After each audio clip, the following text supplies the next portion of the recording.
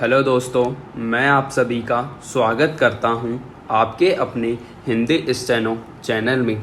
दोस्तों, आप हमारा टेलीग्राम ग्रुप ज्वाइन कर लीजिए, जिसमें आपको रोज़ाना की मैटर की पीडीएफ आसानी से मिल जाएगी, जिसका लिंक डिस्क्रिप्शन में दिया हुआ है।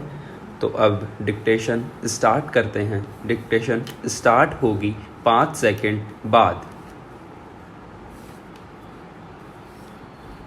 स्टार्ट।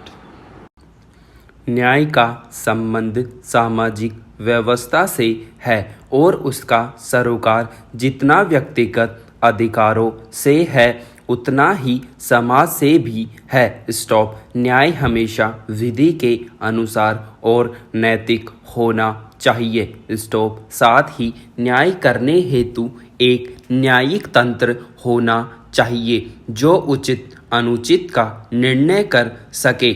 स्टॉप। यही सभ्य समाज की पहचान होती है, लेकिन दुर्भाग्य से आजकल हमारे समाज में भीड़ के द्वारा न्याय करने की बात देखी जा रही है, जो कि भारत की छवि को धूमिल कर रहा है। स्टॉप। वस्तुतः इस प्रकार की घटना व्यक्ति विशेष को ही नहीं बल्कि पूरे समुदाय के अस्तित्व को संकट में डाल देती है।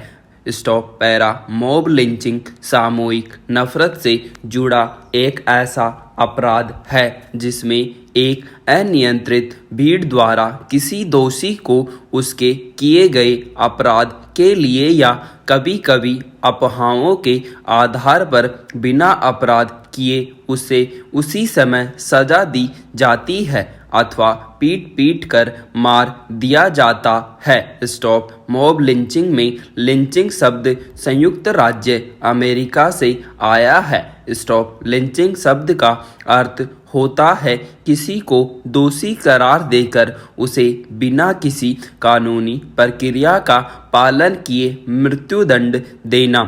स्टॉप। पैरा। लिंचिंग शब्द लिंच कानून से संबंधित है जिसे 1780 ईस्वी के लगभग संयुक्त राज्य अमेरिका के वर्जीनिया निवासी विलियम लिंच के कुकृत्यों के बाद गढ़ा गया।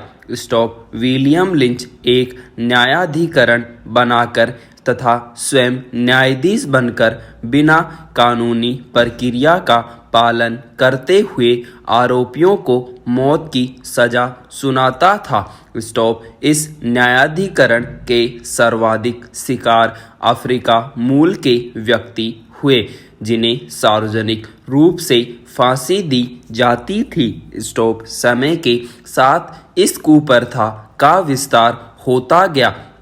स्टॉप। पैरा। जनभावना को ठेस पहुंचाना सामान्यतः मॉब लिंचिंग किसी ऐसी तात्कालिक घटना का परिणाम होती है जिससे जनभावनाएं आहत होती हैं।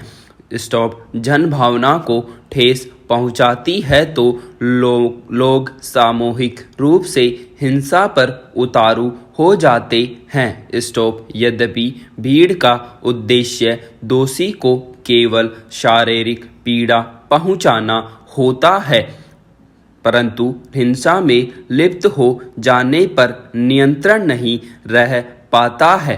कभी कभी ऐसा देखा जाता है कि राजनीतिक हस्तक्षेप के कारण अपराधी बच जाते हैं, जिससे आम लोगों में व्यवस्था के प्रति नकारात्मक भाव उत्पन्न होता है। कभी कभी कुछ राजनीतिज्ञों द्वारा वोटों का ध्रुवीकरण करने हेतु भीड़ को भ्रमित करने का भी प्रयास करते हैं तथा उन्हें हिंसा करने के लिए उकसाते हैं। स्टॉप। भारत में न्यायिक प्रणाली काफ़ी लंबी व अत्यधिक खर्चीली है, जिससे लोगों का मन व्यवस्था से खिन्न हो गया है। स्टॉप। सामाजिक सांस्कृतिक कारक कुछ लोगों द्वारा अपनी आस्था एवं विश्वास को कानून से ऊपर माना जाता है, जिस कारण उनकी आस्था एवं विश्वास को तोड़ने वालों को सजा देने के कार्य को एक पवित्र कार्य माना जाता है। किसी विशेष समुदाय के प्रति पूर्वाग्रह के कारण यह घटना होती है। स्टॉप भारत में गोहत्या को लेकर की जा रही भीड़ हिंसा या मॉब लिंचिंग का उदाहरण है। स्टॉप इसके अतिरिक्त धर्म की गलत व्याख्या भी मॉब लिंचिंग का प्रमुख कारण है। आर्थिक बेरोजगारी की स्थिति में भी अराजकता को बढ़ावा देती है। स्टॉप बेरोजगारी के कारण आर्थिक अभाव होता है तथा आर्थिक अभाव के कारण व्यक्तियों में तनाव बढ़ता है। स्टॉप यही तनाव की हिंसा की संभावना को बढ़ाता है। स्टॉप वर्तमान में नियंत्रित सोशल मीडिया के तथ्यहीन तथा भड़काऊ जानकारियों के प्रसार को काफ़ी सरल कर दिया है। सोशल मीडिया के कारण एक छोटी सी घटना को राष्ट्रीय स्तर पर ला दिया जाता है, जिस कारण संबंधित जाति या संप्रदाय उससे जुड़ जाते हैं। स्टॉप इस तरह धीरे धीरे किसी घटना या विषय को लेकर एक विशेष भीड़ तंत्र का निर्माण हो जाता है। आज देश भर के अलग अलग भागों में मॉब लिंचिंग के जो मामले आते हैं उनमें व्हाट्सएप, फेसबुक, ट्विटर आदि को मुख्य वजह माना गया है। आज बहुसंख्यक और अल्पसंख्यक समुदाय के बीच अविश्वास बढ़ता जा रहा है। स्टॉप एक संप्रदाय के लोग दूसरे संप्रदाय को संदेह की दृष्टि से देखते हैं और अवसर मिलने पर बदला लेने हेतु भीड़ को उकसाते हैं। स्टॉप पैरा मॉब लिंचिंग के कारण समाज की एकता प्रभावित होती है और बहुसंख्यक बनाम अल्पसंख्यक का माहौल बनता है। इससे देश की अंतर्राष्ट्रीय छवि बिगड़ती है। फलतः देश की अर्थव्यवस्था भी प्रभावित होती है, क्योंकि इससे निवेश कम होने की संभावना होती है।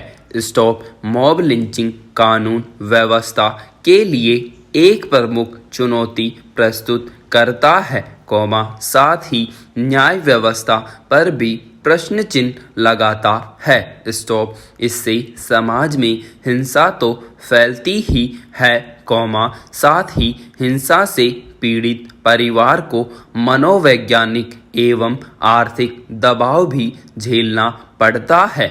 स्टॉप कट्टरपंथी एवं चरमपंथी संगठन इस तरह की घटनाओं से बने माहौल से लाभ उठाने लगते हैं।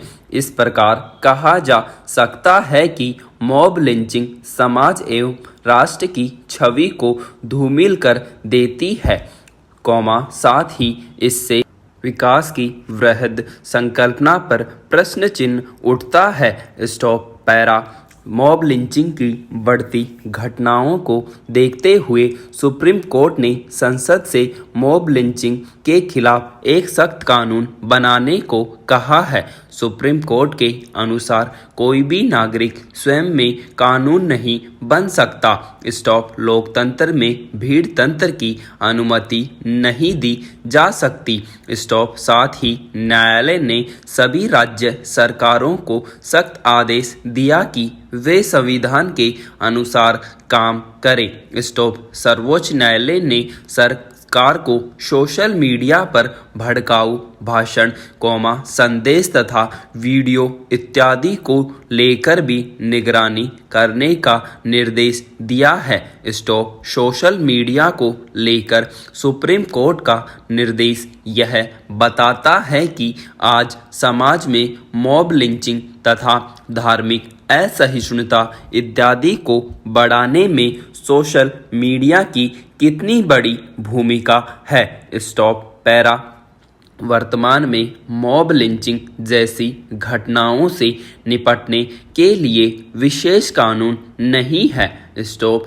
इस तरह की घटना को भारतीय दंड संहिता की धारा 302, 307, 323, 147, 48, 149 तथा 34 के अंतर्गत ही निपटाया जाता है।